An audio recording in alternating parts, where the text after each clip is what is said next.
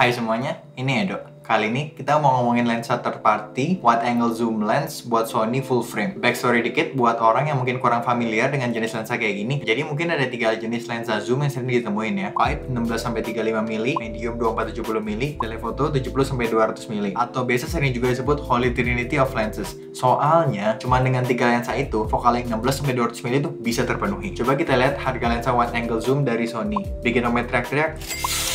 Udah jelas. Coba kita milih yang bukaan atau aperture lebih kecil, 16-35 mm f4. Ya lumayan lebih tenang ya lah dompetnya dibanding yang tadi. Tapi, nah di sini yang menarik, dengan harga yang bisa dibilang bersaing sama Sony 1635 itu, si Tamron ini nawarin lensa 17-28 mm dengan bukaan f28 ini buat jadi alternatif. Pertanyaannya sekarang, apakah lensa Tamron ini worth it? Atau mending stick pakai Sony aja? Buat ngebantu jawab, kemarin aku bawa lensa ini buat weekend trip dan ini beberapa hasil fotonya. Jadi kurang lebih kalau kalian jalan-jalan ala-ala turis dan foto-foto pakai lensa ini, ya gini lah ya kurang lebih hasilnya. Atau mungkin kalian bisa dapat hasil yang lebih bagus, sudah pasti tentu saja sekian buat foto karena kebetulan itu bukan fokus utama aku dan masuk ke video. Untuk video kebetulan aku nggak terlalu shoot banyak di situ sih, soalnya jalannya licin banget jadi agak takut juga, tapi mungkin aku taruh contoh-contohnya kalau emang ada. Dan sejauh pengalaman aku pakai sih autofocus aman, hasil tajam, jadi nggak ada masalah. Bagian talking headshot ini juga di shot dengan lensa Tamron, lagi dipakai di 24 mm f2.8. Selain harga tadi, daya tarik terbesarnya tentu saja bukannya yang lebih lebar ini ya, f2.8 dibanding f4.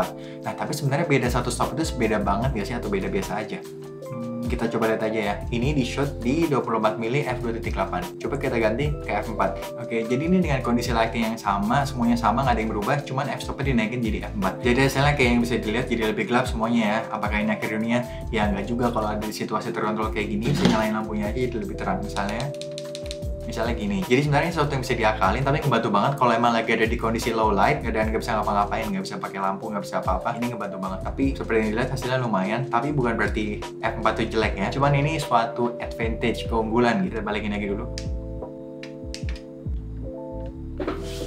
Bokeh, selain lebih nggak perlu cahaya, shallow depth of field atau bokeh yang dihasilin sama lensa ini tuh bisa dicapai dengan lebih mudah. Itu karena bukannya lebih lebar, jadi otomatis bakal lebih ngeblur backgroundnya. Mungkin ada pendapat bokeh itu bukan segalanya, lensa wide nggak perlu bokeh, semuanya in focus anyway. Tapi sebenarnya kalau menurut aku pribadi sih ini ya, itu tuh sesuatu yang menarik gitu loh kalau ngelihat angle of view-nya wide tapi tetap ada depth-nya. Itu kayak tapi itu masuk selera pribadi sih, jadi aku serahkan ke kalian. Size dan internal zoom. Buat yang sayang punggung, ini size-nya lensanya kecil dan ringan kok. Ini dibandingin sama Indomie buat jadi perbandingan. Bikin nggak malas dibawa-bawa kemana-mana sih. Dan karena dia internal zoom, jadi enak banget buat dijadiin lensa taruh di gimbal. Karena dia waktu di zoom in dan zoom out tuh nggak ada pergeseran beratnya di mana, jadi buat di lensa juga kerja ringan banget. Pakai gimbal yang ukurannya terlalu besar pun nggak masalah. Filter size 67. Trio lensa Tamron ini semuanya pakai 67 mm.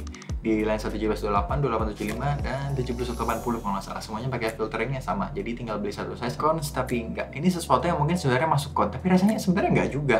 Kayak gini misalnya, nggak ada lens stabilization. Sebenarnya kayak di lensa wide ini tuh kayak micro jitter atau gitar-gitar kecil itu sebenarnya nggak terlalu kelihatan anyway, jadi bukan masalah ya.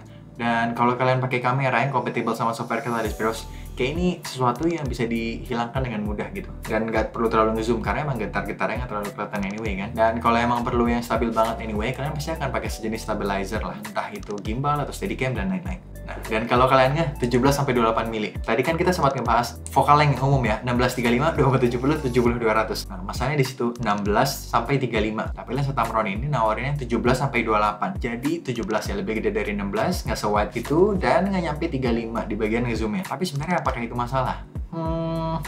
Menurut aku pribadi ya itu sebenarnya kayaknya enggak. Kalian nggak bakal pakai ini tuh jadi lensa sapu jagat gitu loh. Pasti kalau kalian bawa lensa ini akan ada lensa lainnya. Misalnya lensa 24-70 atau lensa Tamronnya 28-75. Jadi menurut kalian mungkin itu masalah, tapi menurut aku pribadi sebenarnya enggak juga. Zoom ring-nya kebalik. Biasa posisi zoom ring-nya itu ada di belakang dan yang ini di depan. Tapi sebenarnya pas pertama kali pakai agak salah-salah sih, suka kebalik-balik. Tapi ya itu cuma salah putar, oh ya udah salah, tinggal putar depannya. Sebenarnya sesimpel itu ya. Jadi aku pribadi sebenarnya nggak merasa terganggu, tapi mungkin sesuaiin sama kebutuhan kalian. Kalau kalian sama sekali nggak boleh salah ya jangan. Tapi aku nggak ngerasa itu sesuatu yang mengganggu awalnya, tapi lama-lama cons yang cons. Mungkin karena baru pakai beberapa hari ya aku, tapi sebenarnya nggak nemuin apa-apa. Tapi mungkin aku akan bikin video lanjutan kalau ternyata aku menemukan cons-consnya. Kesimpulan, apakah aku akan beli lensa ini? Jawabannya adalah Tidak sekarang. Soalnya kebetulan aku udah punya lensa 1635 f4 dari Sony. Jadi nggak masuk akal aja rasanya kalau beli. Jadi mungkin jual dulu lensa yang ini, baru beli si Tamron. Karena hal-hal yang disebutin tadi juga, karena lebih ringan, bukannya lebih lebar, kualitinya lebih kokoh tapi berat ya. Mungkin yang Tamron ini lebih plastik, tapi rasanya juga plastik yang bagus itu loh. Jadi rasanya cukup fine-fine aja. Kalau yang masih bingung ini dipakai buat apa, bisa dipakai buat establishing shot. Jadi atau kalau lagi interview nih jadi master shotnya yang kelihatan gitu semuanya. Orang yang interview dan yang di interview semuanya kelihatan. Bisa pakai lensa ini kan, lensa wide. Ya penggunaan lensa wide pada umumnya lah. Ya ini bisa asal kalian nggak masalah sama 17-28 yang itu. Tapi aku pribadi sebenarnya sih nggak terlalu make. Jadi konklusinya menurut aku ini lensa mantap banget sih buat nyari lensa zoom yang wide angle tapi lebih on budget. Ini rekomend banget sih. Harga oke, quality barangnya oke. Sekali lagi plastik, tapi plastiknya mantep rasanya. Quality hasilnya oke. Kayak worth it banget sih buat Relly. Kayak terbaik di kelasnya lah. Size oke. Kurang apa lagi kan? Kurang jual ini dulu aja sih. Terima kasih sudah menonton. See you on the next video. Bye. Jadi ini apa Mbak? Ini mau jawaban serius apa enggak? Kalau bercanda ini tempat pemakaman kenangan yang dulu pernah ada. Kalau serius kayaknya telur deh. Ini serius nebaknya? Ya apalagi coba?